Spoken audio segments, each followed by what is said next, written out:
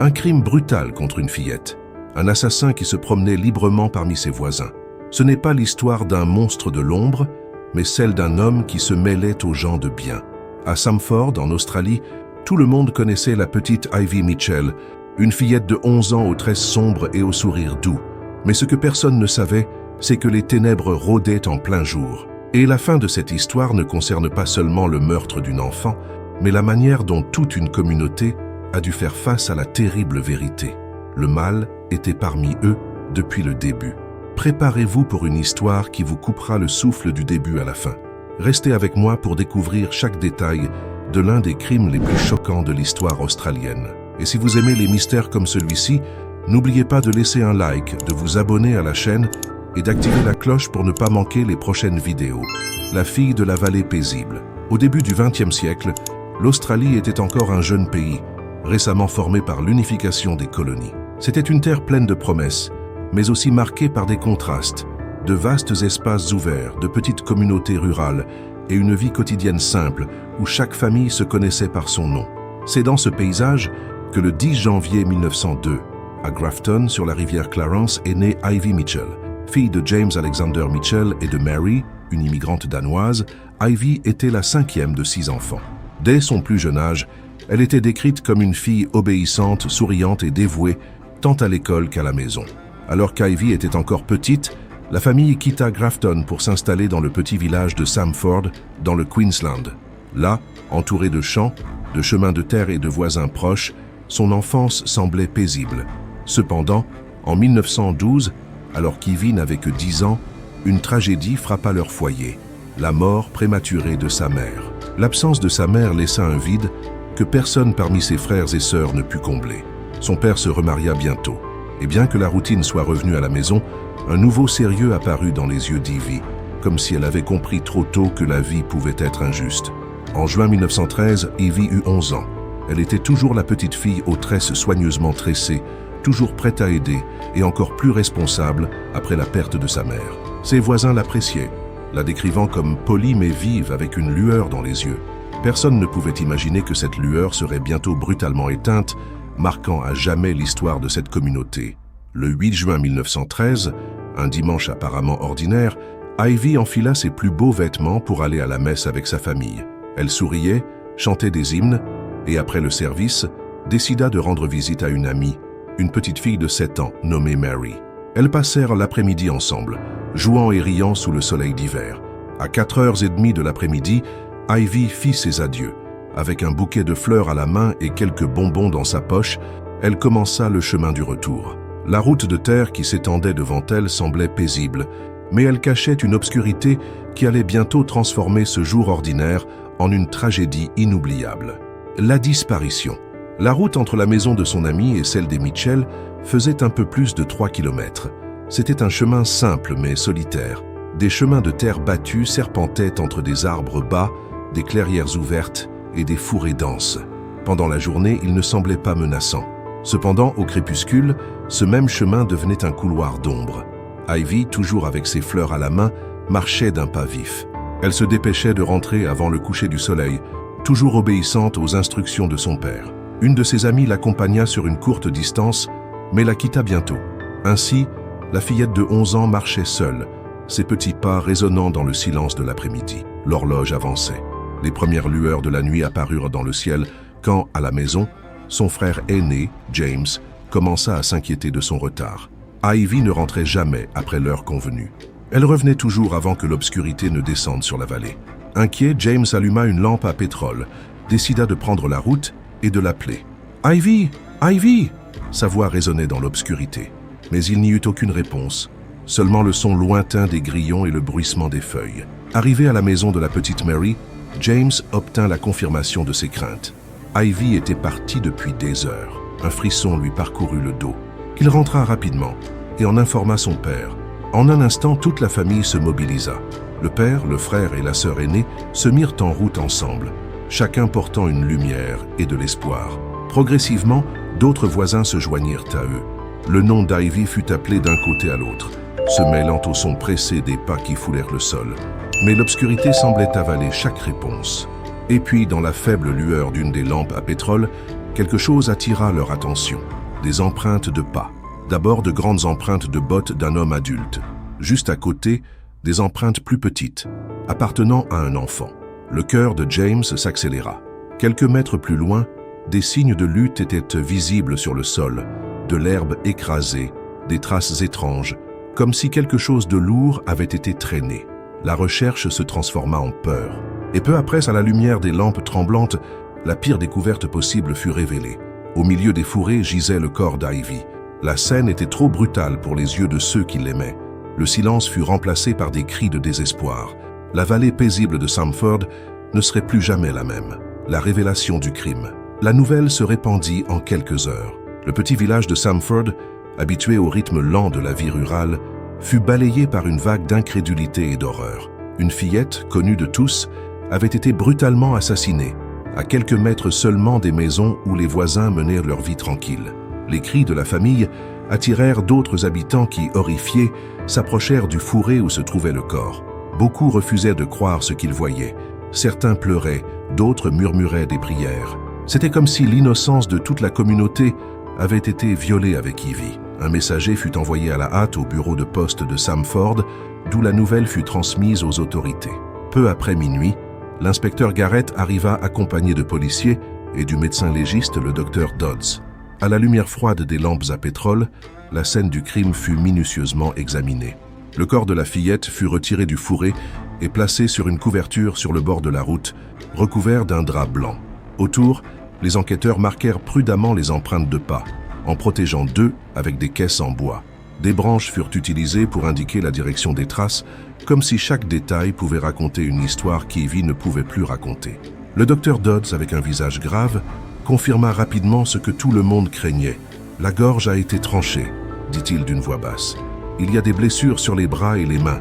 Elle a essayé de se défendre. » Un silence pesant s'abattit sur le groupe. Mais la découverte la plus sombre restait à venir.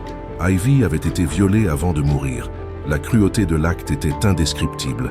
Pendant que le corps était emmené à la morgue, le village resta debout. Les portes et les fenêtres étaient entr'ouvertes. Les gens chuchotaient dans l'obscurité.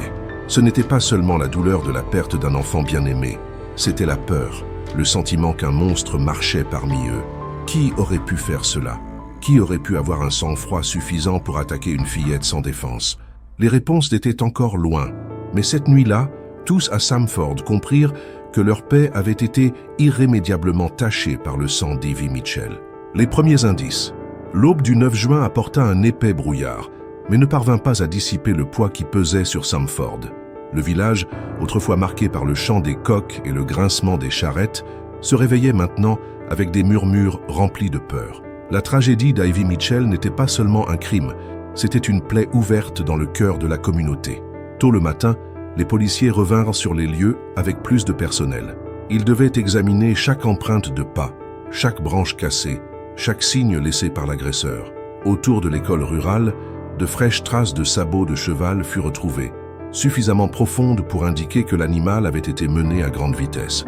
Les traces menaient à un réservoir d'eau voisin, où des taches qui ressemblaient à du sang furent découvertes. Le tueur, tout indiquait, avait tenté de se laver avant de disparaître dans l'obscurité. « Il n'a pas été assez prudent », murmura l'inspecteur Garrett en observant les traces. « Ces restes nous mèneront à lui. » La découverte la plus frappante survint peu après. Une semelle et un talon de chaussure gisaient abandonnés dans le fourré.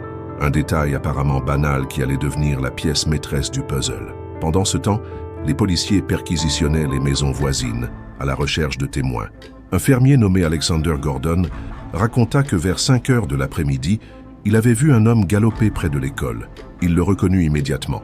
Ernest Austin, un jeune homme de 23 ans, qui travaillait comme ouvrier agricole dans les fermes de la région. Gordon ajouta qu'Austin portait quelque chose à la main. Pour lui, cela ressemblait à une branche, mais d'autres affirmèrent que cela pouvait être un fouet.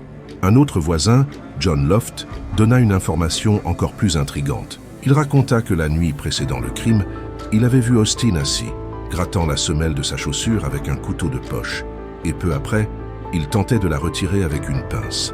Le souvenir coïncida parfaitement avec l'objet retrouvé par les enquêteurs dans le fourré. Ces déclarations déclenchèrent une alerte immédiate. Ernest Austin n'était pas un inconnu de la police. Son passé était déjà lié à des accusations de mauvaise conduite et de crimes sexuels. Il était décrit comme un homme agité, au tempérament instable, avec un regard froid qui dérangeait même ceux qui travaillaient à ses côtés. Cette même nuit, les policiers se rendirent à la ferme où Austin vivait. Le suspect fut trouvé sans montrer de surprise en voyant les agents. Interrogé sur son emploi du temps de l'après-midi précédent, il répondit de manière vague « Je m'occupais du cheval, rien de plus ». Son calme, cependant, ne convainquait pas.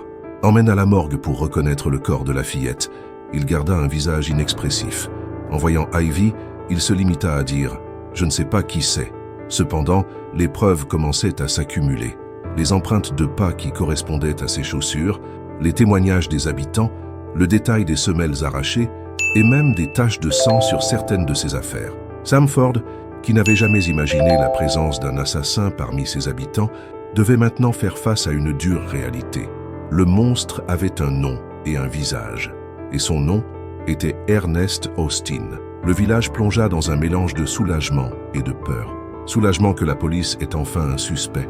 Peur de réaliser que l'homme accusé d'avoir ôté la vie d'Ivy avait marché librement parmi eux, saluant les voisins, buvant dans les bars, traversant les mêmes chemins où les enfants avaient l'habitude de jouer. Et, alors qu'Austin était emmené en garde à vue, un sentiment grandissait parmi les habitants que ce procès ne serait pas seulement sur la culpabilité d'un homme, mais aussi sur la capacité de toute une communauté à retrouver la paix qui leur avait été volée. Le procès. Le tribunal de Brisbane était trop petit pour accueillir l'émotion publique. Dès les premières heures du 27 août 1913, une foule s'agglutinait sur les escaliers et dans les rues voisines.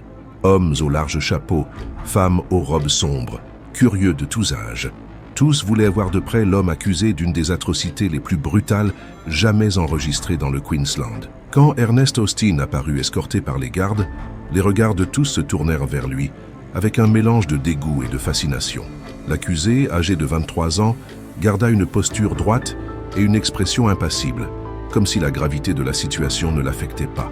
Même en entendant la lecture formelle de l'accusation, le meurtre d'Ivy Mitchell, une enfant d'à peine 11 ans, il ne montra aucune émotion.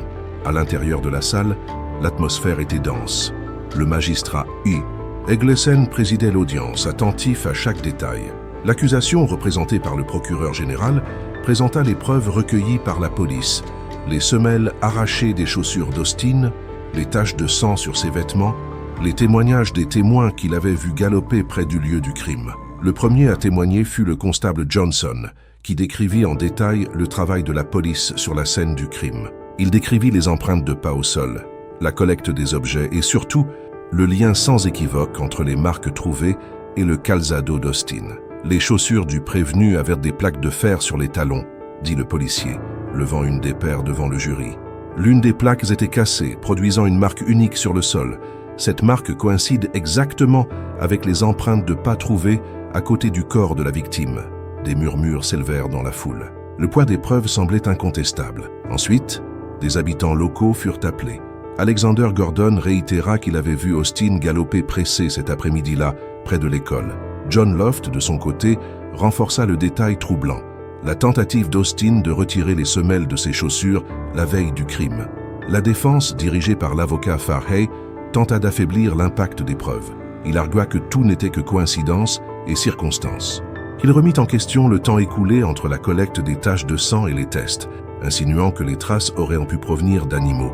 Après tout, Austin travaillait dans des fermes et tuait souvent des veaux. « Messieurs du jury, déclara Farhay dans son discours, « mon client n'a pas été pris en flagrant délit et il n'y a pas de témoin qui l'ait vu avec la fillette.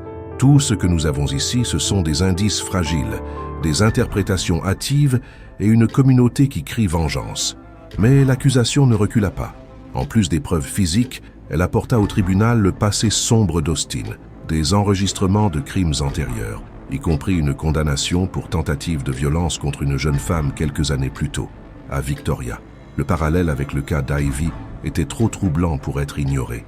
Tout au long du procès, Austin garda un visage inexpressif. Une seule fois, quand le procureur montra les vêtements tachés de sang, il leva légèrement le menton et affirma d'une voix ferme « Ils sont de veaux, pas de gens ».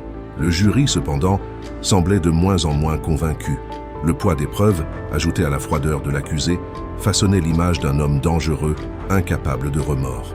À la fin des plaidoiries, le juge résuma les arguments, soulignant la gravité du crime et la responsabilité du jury de décider non seulement du sort d'un homme, mais aussi de la sécurité de la société. Lorsque les 12 jurés se retirèrent pour délibérer, la ville entière sembla retenir son souffle. Les heures se transformèrent en une journée entière d'attente. Ce n'est que le lendemain, après-midi, qu'ils revinrent dans la salle. Le silence fut absolu lorsque le verdict fut annoncé. Coupable. Ernest Austin fut condamné à mort par pendaison.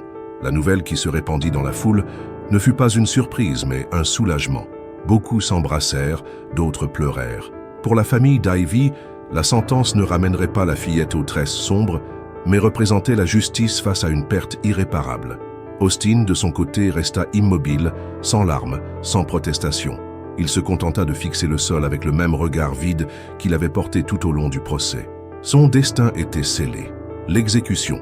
Le procès d'Ernest Austin résonna dans tout le Queensland comme le glas d'une église. Dans les jours qui suivirent le verdict, les journaux affichèrent en lettres capitales l'histoire de la fillette assassinée, détaillant chaque aspect du procès. Pour beaucoup, la justice avait été rendue. Pour d'autres, rien ne pouvait effacer la brutalité qu'Ivy Mitchell avait subie. Austin fut emmené à la prison de Bogo Road, à Brisbane, où il attendrait l'exécution. La prison, avec ses murs hauts et ses couloirs froids, était connue pour abriter les pires criminels de la région. Maintenant, elle recevait celui qui serait à jamais le dernier homme à affronter la potence dans le Queensland. Dans les jours précédant sa mort, les gardes rapportèrent qu'Austin gardait la même attitude froide que d'habitude. Il ne montrait ni remords ni agressivité. Il passait des heures en silence, assis dans sa cellule, murmurant parfois des phrases inintelligibles. À un moment donné, il tenta de se suicider mais fut empêché. À l'aube du 22 septembre 1913, la prison se réveilla dans un climat d'attente. L'exécution était prévue pour le matin, et bien que seuls quelques rares officiels aient accès à la cour de la potence, la nouvelle se répandit parmi les détenus comme un feu de paille. Des murmures résonnaient dans les cellules. Certains attendirent la fin avec satisfaction, d'autres avec peur. Juste avant d'être conduit à l'échafaud, Austin reçut la visite d'un aumônier. Pour la première fois, il montra des signes d'émotion. Sa voix, jusqu'alors contenue, brisa le silence. « Je regrette. Je suis vraiment désolé pour ce que j'ai fait à cette petite fille. » C'était la confession que beaucoup attendaient. Une confession tardive, mais qui scella définitivement sa culpabilité. Dans la cour intérieure, un petit groupe de fonctionnaires attendait. Le bourreau ajustait la corde, vérifiant la solidité du bois. Quand Austin fut amené menotté, le silence était presque total. Seul le bruit régulier des pas des gardes rompait la tension. Arrivé sous la poutre de la potence, le condamné leva les yeux vers le ciel couvert de nuages. Il n'y avait pas de foule, pas d'applaudissements ni de cris de vengeance. Juste ce cercle restreint d'hommes, témoins d'une fin qui entrerait dans l'histoire. Le bourreau actionna le levier. Un bruit sec résonna dans l'air et la vie d'Ernest Austin prit fin. Son corps fut enterré en terre non consacrée au cimetière de South Brisbane, sans cérémonie, sans fleurs, sans adieu. Ce jeune homme de 23 ans, qui avait cruellement ôté la vie d'Ivy, devint aussi un symbole. Le dernier homme exécuté légalement dans le Queensland. Quelques années plus tard, en 1922, l'État abolirait définitivement la peine de mort, étant le premier en Australie et dans tout l'Empire britannique à prendre une telle décision. Ainsi, paradoxalement, le nom d'Ernest Austin ne fut pas seulement marqué par la monstruosité de son crime, mais aussi par sa position involontaire dans l'histoire de la justice. Pour la famille Mitchell, cependant, aucun jalon politique ne pouvait apaiser la douleur. Le souvenir d'Ivy resta dans les photographies encadrées du salon, dans le silence qui entourait la table du dîner, dans les regards des frères et sœurs qui n'oublieraient jamais la nuit où leur innocence leur fut arrachée. Et pourtant, l'écho de ce crime ne s'éteindrait pas dans la tombe. Avec le temps, d'étranges récits commencèrent à circuler à l'intérieur des murs de la prison où Austin avait été pendu. Les gardes et les visiteurs juraient avoir vu sa silhouette errer dans les couloirs de Bogo Road, comme si l'esprit d'un meurtrier, incapable de trouver le repos, restait prisonnier du lieu de sa condamnation. Le fantôme de Bogo Road. La pendaison d'Ernest Austin ne mit pas fin à son histoire. Au contraire, elle ouvrit la voie pour qu'elle se transforme en légende. Le crime contre Ivy Mitchell avait déjà choqué tout le Queensland, mais l'exécution et le fait qu'Austin ait été le dernier homme pendu dans l'État donnèrent à l'affaire une aura sombre qui a traversé le temps. Quelques années après la mort du meurtrier, d'étranges histoires commencèrent à circuler dans la prison de Bogo Road, où il avait été exécuté. Les gardes de nuit parlèrent de pas qui résonnèrent dans les couloirs vides, de voix basses qui surgissaient dans le silence de la nuit et surtout d'une silhouette grande, aux traits indistincts, qui semblait observer depuis l'obscurité. L'un des récits les plus anciens décrit un gardien qui, en parcourant l'aile où se trouvaient les condamnés à mort, entendit un grincement de chaîne. En tournant le coin, il se retrouva face à l'ombre d'un homme immobile, la tête baissée, comme s'il était sur le point de monter sur l'échafaud. Quand le gardien leva sa lanterne pour mieux éclairer, la silhouette disparut simplement sous ses yeux. Des histoires comme celle-ci se répétèrent au fil des décennies. Les visiteurs disaient ressentir des frissons soudains en passant par la cour de la potence. Certains affirmaient voir le spectre d'un homme avec une corde au cou, se balançant légèrement au gré du vent.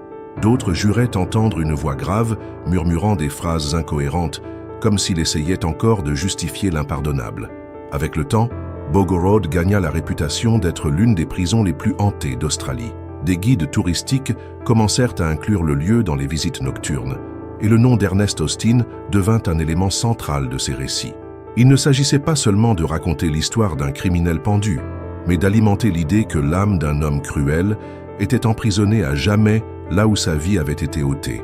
Pour certains, le fantôme d'Austin n'est qu'une invention collective, le résultat de la fascination qu'a suscité l'affaire. Pour d'autres, c'est un rappel surnaturel que les crimes odieux laissent des traces non seulement dans la mémoire, mais aussi dans le tissu même de la réalité. Ce qui est sûr, c'est que plus d'un siècle plus tard, la figure d'Ernest Austin continue d'habiter l'imaginaire populaire. Son nom est rappelé non seulement comme celui du meurtrier d'une fillette innocente, mais aussi comme le dernier condamné à mort du Queensland, un homme dont l'ombre semble refuser le repos éternel. Et bien que la prison de Bogo Road demeure une ruine historique, ouverte aux curieux et aux chasseurs de fantômes, la mémoire d'Ivy Mitchell subsiste comme la véritable victime de cette tragédie. Une enfant de 11 ans, arrachée à sa vie de famille lors d'un après-midi d'hiver tranquille, dont l'histoire reste vivante comme un avertissement contre la cruauté humaine et comme un appel à la justice qui résonne encore aujourd'hui. Ainsi, l'affaire d'Ivy Mitchell n'est pas seulement un épisode policier du passé. C'est aussi une narration qui traverse les générations, mêlant crime, jugement, punition et légende. Au cœur de l'Australie, entre les couloirs d'une prison abandonnée, beaucoup croient encore que l'esprit agité d'Ernest Austin erre sans paix, comme un rappel éternel du jour où l'innocence fut détruite et du prix que la société décida de payer en réponse. L'histoire d'Ivy est un sombre rappel que le mal peut se trouver là où on s'y attend le moins. Si vous souhaitez plus d'enquêtes comme celle-ci, laissez un like, abonnez-vous et commentez. À votre avis, l'exécution d'Austin était-elle un acte de justice ou de vengeance ?